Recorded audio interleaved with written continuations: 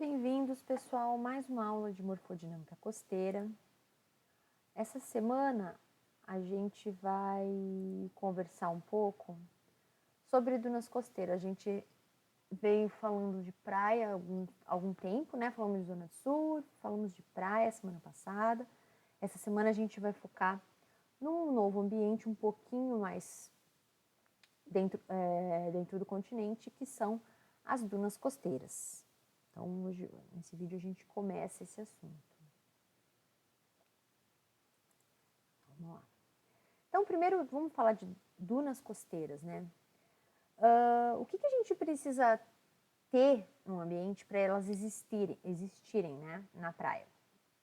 A primeira coisa que a gente tem que ter é suprimento sedimentar. Tem que ter areia suficiente para elas se desenvolverem, tá? Primeira coisa. Uma segunda coisa é um vento que coloque essa areia para dentro do continente, porque se a gente tiver um vento predominante muito que está empurrando essa areia em direção ao oceano, dificilmente as dunas vão conseguir se formar, tá? Então, a gente tem que ter um vento que traga areia da praia em direção ao continente, um vento predominante, tá bem? Outra coisa muito importante é que a gente vai ver que a fixação das dunas e o crescimento delas está muito relacionado à vegetação. Então, se não houver vegetação, dificilmente a gente vai conseguir formar dunas costeiras. Então, a gente precisa ter uma precipitação mínima para manter essa vegetação viva, para que as dunas costeiras consigam se desenvolver. Tá? Elas são muito mais comuns em costas progradantes, ou seja, em costas que estão acrescendo, que estão crescendo em direção ao oceano, que estão ganhando mais sedimento do que estão perdendo. Por quê? Porque em costas erosivas, que seria o oposto, como existe um déficit de sedimentos, chega menos sedimento do que sai, normalmente esse processo erosivo ele acaba consumindo as dunas e aí não fica e normalmente não existe suprimento sedimentar, sedimento suficiente para a formação delas. Então, esse tipo de situação que a gente vai conversar quando a gente está falando de dunas costeiras, tá? E as dunas, elas têm algumas funções, eu vou falar aqui de duas funções que são as principais. Uma função principal, geomorfologicamente falando, é a questão de proteção da costa contra inundação. Tá? Além de a duna ser uma fonte de sedimentos para todos aqueles processos de ciclos de erosão e acreção da praia que a gente viu que podem acontecer nos ciclos morfodinâmicos, a gente tem a questão de proteção contra a inundação.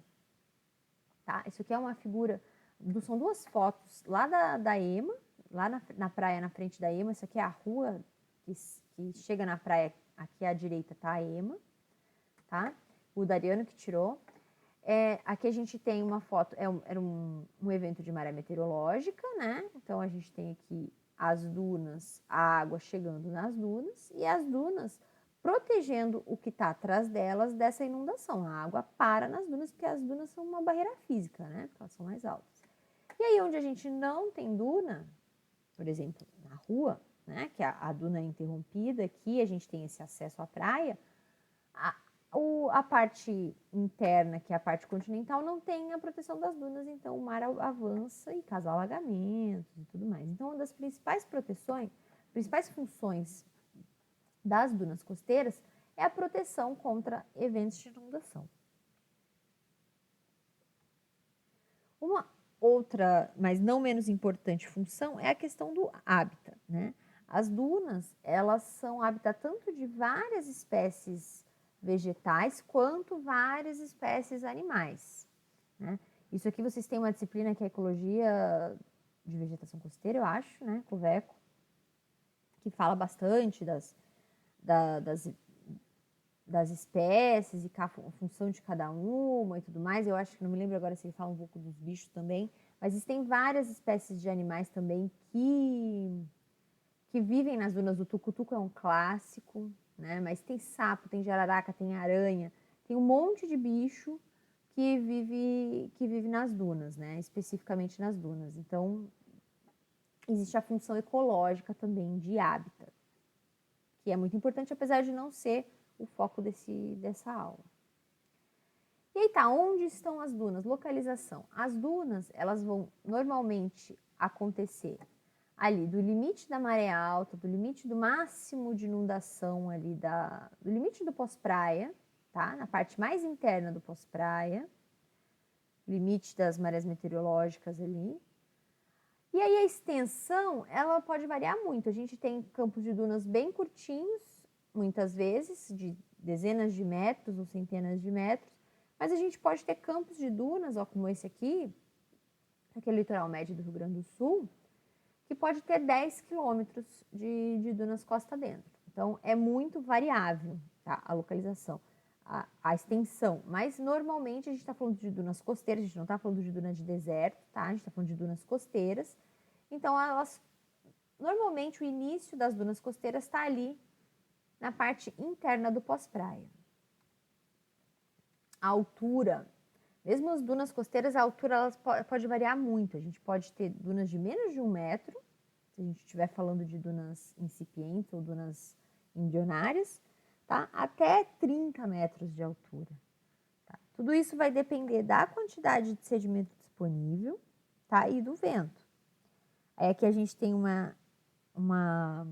esqueminha de como é que a duna se forma, que as dunas elas sempre vão ter uma face com declividade menor, uma face mais suave e uma face mais íngreme, tá? A face mais suave vai ser sempre a face que está levando o vento, a face a barlavento aqui, ó. O vento bate aqui e vai empurrando esse sedimento, e aí o sedimento, na face mais íngreme, é a face que está protegida do vento, esse sedimento ele para de ser transportado nessa zona de sombra aqui, e aí gera e aí a areia cai aqui, escorrega e gera mais uma camadinha. Vocês devem até lembrar lá das estruturas sedimentares da estratificação cruzada das dunas, né? Que a gente tem por conta deste processo. O sedimento ele vai sendo carregado, dessa maneira a duna cresce e se desloca, né? Sempre na direção do vento, com a face mais suave sempre voltada para a direção do vento e a face mais íngreme sempre é a face mais protegida do vento. Isso é muito simples de vocês observarem na praia, inclusive. Como a gente tem aqui o vento vindo do oceano, aqui no cassino, o vento vindo do oceano para aqui tá o mar, tá? Seria, nesse caso. A gente normalmente o vento vem do oceano em direção ao continente, a face mais suave está sempre em direção à praia, e a parte atrás das dunas, a parte mais continental das dunas, é a parte mais íngreme e normalmente é a parte mais protegida do vento. Peguem um dia aí com mais vento, acho que no meio da semana aí deve ter algum dia com vento, e dão uma olhadinha na praia. Vão ali para o terminal de bicicleta e percebam a declividade da praia e onde é que ela está, onde é que é a parte mais protegida do vento e onde é que é a parte mais exposta, tá? Normalmente, quando a gente quer se proteger do vento ali aqui no cassino, nas dunas, vai para trás das dunas, que é a região onde é mais íngreme, que é a região protegida do vento. Tá? A altura das dunas. E aí a questão da interação vento e areia. Agora vamos partir para a parte bem teórica, tá? Então, a velocidade do vento, que a gente vai chamar de estrela, tá? A velocidade do vento, ela diminui quando ela vai chegando muito perto do chão. A gente tem uma diminuição exponencial da velocidade do vento por conta do atrito com a superfície. Até que chega um momento, uma posição ali muito próxima do chão, onde a velocidade do vento ela fica igual a zero, tá? A altitude, essa posição aí, onde a velocidade do vento fica igual a zero, a gente chama de Z0, que é a irregularidade superficial efetiva, tá? É o Z0. O Z0 é aquela posição, deixa eu pegar uma caneta, vai ter isso nos outros slides, mas a gente tem um vento, sei lá, 10 metros por segundo e tal, na coluna, que é cota, o Z, tá? Quando a gente vai chegando perto do chão, esse vento, ele vai diminuindo. Por quê? Por causa do atrito com o chão, propriamente dito. E essa diminuição exponencial, até que chega um pontinho lá muito perto do chão, que esse vento, o atrito é tanto que o vento acaba, que o vento fica zero, não tem mais vento, muito próximo do chão, tá? Essa cota aqui, essa altura de onde o vento tá zero, é o Z0, tá? Aqui, muito melhor. E aí, aqui a gente tem, ó, uma situação, a gente tem o vento, diminui a velocidade do vento em direção, aqui a gente tem metros, olha só, a partir de 1 metro e pouco, até o zero, até a velocidade, aí ó, a velocidade do vento aqui, ela está muito maior lá em cima e ela vai diminuindo em direção à superfície, tá? Quando aqui a gente tem isso em logarítmico, tá? A velocidade do vento, a altura e a velocidade do vento, tá? A escala logarítmica, porque é um logaritmo, aí se a gente coloca em escala logarítmica, a gente tem uma reta no gráfico e fica muito mais fácil de enxergar, né? Então, é a mesma coisa aqui. A gente tem um vento muito mais forte e um vento mais fraco, tá? Em altitude. E aí é que a gente tem, olha só, a altura em Y e a velocidade do vento em X. Então, a gente diminui a altura, a gente diminui a velocidade do vento até um ponto, um lugar, olha só, 0,001 metros, um lugar muito próximo do chão, onde o vento é zero, tá? Esse é o Z0, apresentando para vocês. Quando uma praia não tem irregularidade, se a gente pegar uma superfície completamente plana, mas composta por sedimentos, né? O Z0, ele vai ser igual a 1/30 do diâmetro do grão. Então, se a gente tem um grão de 1 milímetro, tá? A areia vai até 2 milímetros, tá? Então, é uma areia, agora não me lembro se é areia média, areia fina, 1 milímetro. Se a gente tem um grão de 1 milímetro, a gente tem um Z0 de 0,03 milímetros, ou seja, é muito perto do chão, tá? Aqui a gente tem um exemplo, ó. Se a gente tem um grão de 1 milímetro, o Z0 está aqui embaixo, ó. É aqui nessa, praticamente colado no chão, é que a velocidade do vento vai ser zero, tá? Então, percebam que o Z0, ele é função da rugosidade da superfície. Então, onde é que a gente está querendo chegar? Né? Quando eu aumento a rugosidade da superfície, eu aumento o Z0. E é exatamente isso que a vegetação faz numa superfície formada por sedimentos. Se eu tenho uma vegetação, a vegetação ela vai aumentar o Z0. Por exemplo, nesse caso aqui, essa vegetação específica faz com que o Z0 esteja a 10 centímetros acima da superfície, por conta da vegetação, porque a vegetação perturba o vento e aí faz com que a partir de 10 centímetros aqui, ó, a gente já não tenha mais vento, toda essa parte aqui de baixo esteja zero vento, tá? Que é onde a areia vai se depositar, certo? Aí aqui, ó, várias vegetações diferentes e algumas, aqui em cima é a vegetação, ó, algumas espécies de vegetação, e esses três de baixo é tipos de tamanho de sedimento diferente, tá? É conchas, uma areia mais grossa e uma areia mais fina, tá? Então, dependendo do que estiver cobrindo essa superfície, se for vegetação ou se for sedimento, e dependendo do tamanho do sedimento, o Z0 vai estar numa posição diferente, a escala logarítmica também, tá? Então, olha só, a vegetação, ela aumenta o Z0 em pelo menos 10 vezes, 100 vezes, dependendo, tá? Então, a vegetação, ela faz com que o Z0 se eleva, fique muito mais alto, E aí a gente vai permitir, como essa zona aqui embaixo, a partir desses 10 centímetros, por exemplo, não tem vento, a areia que te chegar aqui vai acabar sendo depositada e vai fazer as dunas crescer. Tá? Então, e aí o Z0 vai depender muito do tipo de vegetação. Aqui, ó, a gente tem um esqueminha, a gente tem aqui, ó, o perfil de velocidade do vento, né? Aí a altura da vegetação, aqui é o H, e o Z0 tá aqui embaixo, certo? Esse é o Z0.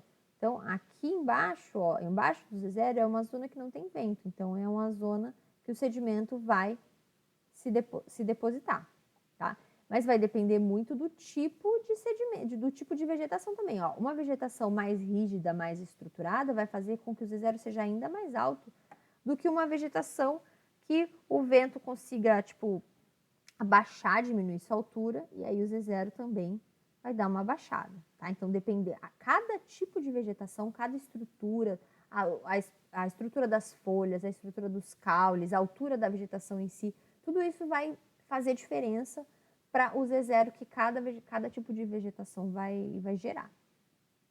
Tá legal?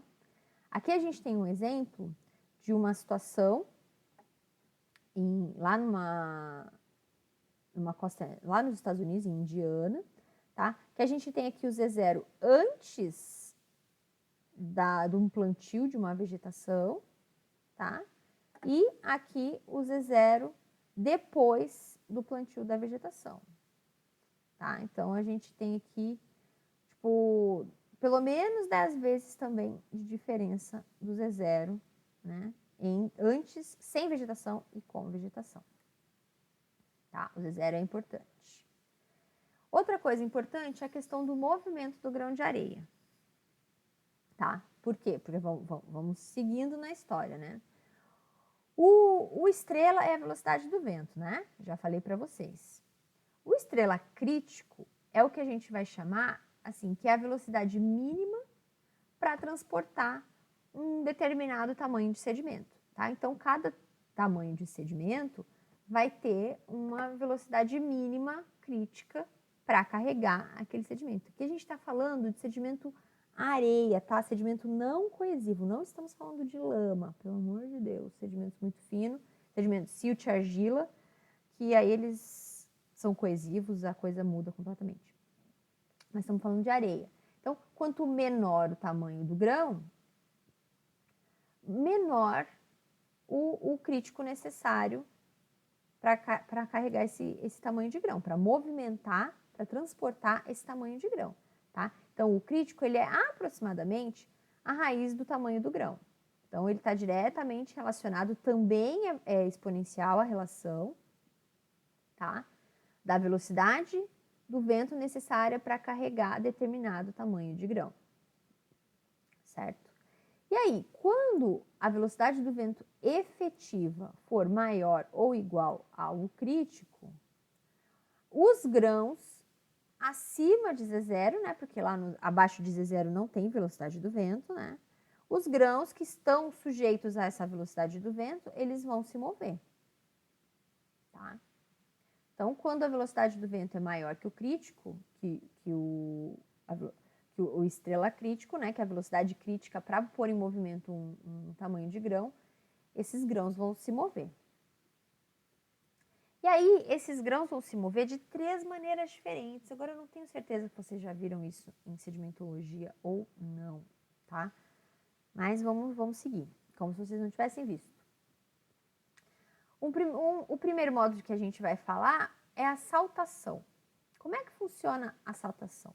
A gente tem um vento que é maior do que o crítico, tá? E aí esse vento vai colocar um grãozinho lá em movimento. Esse grão, de alguma maneira, ele bate alguma coisa que ele é ejetado para cima. E aí ele dá uma pulada. Aí ele é ejetado para cima. Só que ele não é tão leve assim, aí ele tem essa trajetória aqui e aí ele cai no chão de novo. Quando ele cai no chão, ele bate em muitos outros grãos que também são ejetados para cima e que também vão cair lá na frente, e cada um vai bater em outros grãos e também vai ser ejetado para frente, e esse vai ser um movimento que vai seguir enquanto tiver esse vento empurrando esses grãos, tá? Essa é a saltação. Os grãos eles vão pulando. E quando eles caem no chão, eles empurram muitos outros, e aí o vento faz com que isso continue acontecendo pelo espaço que tiver livre, pelo espaço que tiver disponível. Tá? E aí, essa aqui é uma foto aqui do cassino. Quando a gente está na praia e a gente vê aquela lente de areia sendo carregada bem juntinho do chão, que a gente tem bem essa carinha aqui e que dá uma lixada na canela, são os grãos que estão sendo transportados por saltação. Tá? Saltação é uma maneira com que os grãos vão sendo carregados pelo vento e pela água também. Tá? A saltação é responsável por formar ripples, aquelas ondulações de areia, tá? As sand ripples, que vocês também devem ter visto em sedimentos, ambientes sedimentares, agora não me lembro. Né? As ripples, elas são estruturas que têm entre comprimentos de onda aí de 2 a 12 centímetros, alturas de 1 a 2 centímetros, elas são aquelas pequenininhas, né? E a altura aumenta com a velocidade do vento, porque o alcance aqui elas são formadas por esses grãos em saltação, né? São como se fossem mini duninhas. E aí o alcance, a altura desses grãos e a quantidade de sedimento carregado vai aumentar com a velocidade do vento, né? Mas se o vento ou o fluido, né, porque acontece na água também, ficar muito forte, isso acaba sendo tudo aplanado, tudo vai carregado, as estruturas não conseguem ficar estáveis e fica tudo plano, tá? Então, as ripples, elas são formadas por esse sedimento em saltação, e aí são aquelas ondulaçõezinhas de areia. As ripples têm aquele mesmo esquema de forma, olha só, da superfície mais suave e superfície mais íngreme, igual das dunas, né? Superfície mais suave, lado mais íngreme. Isso quer dizer que o vento vem daqui, tá? Mais suave, mais íngreme, mais suave, mais íngreme. São as ondulações de areia. A gente tem ondulações de areia tanto formadas por vento quanto formadas embaixo d'água, mesma coisa, tá? E aí quando a gente tem um fluxo unidirecional, a gente tem bem essa feição. Um lado mais suave, um lado mais íngreme, um lado mais suave, um lado mais íngreme. Se a gente tiver um fluxo bidirecional, que é o caso de ondulação, aí muitas vezes isso não é tão nítido. A gente pode ter ripples com faces mais suaves alternadas e não vai ter necessariamente essa face mais suave, face mais íngreme tão clara. Tá? Mas ondulações de areia formadas por saltação, tanto embaixo d'água quanto pelo vento. Tá? E aí a gente tem mais dois modos de movimento da areia, que são o arrasto, tá? Que são aqueles grãos muito grandes, 6 vezes maiores que os grãos de saltação, que vão ser carregados por saltação, que eles são só empurrados para frente, mas eles são pesados demais para pular. Tá? Então, eles são empurrados para frente junto ao fundo. Tá? Correspondem a 1/4 aí da areia. E os sedimentos muito pequenos, que eles acabam ficando em suspensão. Eles são leves demais, a turbulência do fluxo de ar ou de água mantém esses grãos em suspensão. Eles não... A velocidade de decantação deles, a velocidade de decantação é pequena, então a turbulência acaba mantendo esses grãos em suspensão, tá? E aí, a gente vai ter um videozinho aqui que vai ilustrar. Isso aqui é um vídeo de um túnel de vento, tá? Que aí foi filmado, tem uma janelinha, um túnel de vento artificial com sedimento dentro, só para mostrar os modos de movimento. Aí vocês vão enxergar, deixa eu conseguir pegar meu... Eu preciso de uma setinha aqui. Peraí.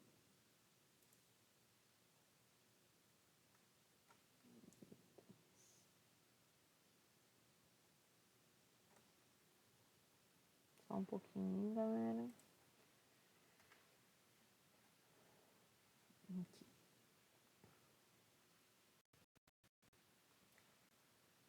Então, vamos lá. Olha só, o vento está vindo. O vento está vindo daqui. Aí vocês conseguem perceber muitos grãos em suspensão, direto. Se vocês olharem bem perto aqui do fundo, a gente consegue ver alguns grãos bem grandões, ó, rolando, que são os que estão sendo arrastados junto ao fundo. E a gente consegue seguir alguns em saltação também. Vamos botar de novo.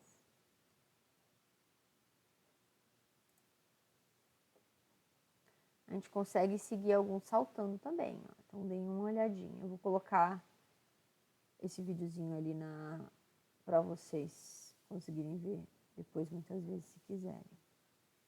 Então, dá para ver os em suspensão, dá para ver os em saltação. Alguns vão mais altos, mais leves, os mais pesados às vezes saltam mais baixo. E dá para ver os em enrolamento também. Tá? Então, são os 3 modos de movimento.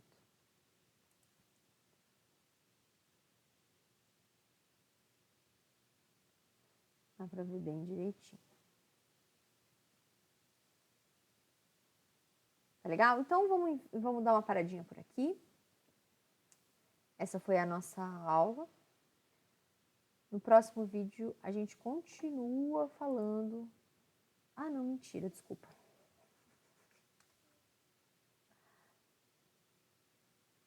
Tá? E aí, vamos falar um pouquinho sobre o transporte de areia. Como é que a gente sabe quanta areia está sendo transportada numa praia por uma unidade de tempo, tá? Então, a gente tem essa equação aqui.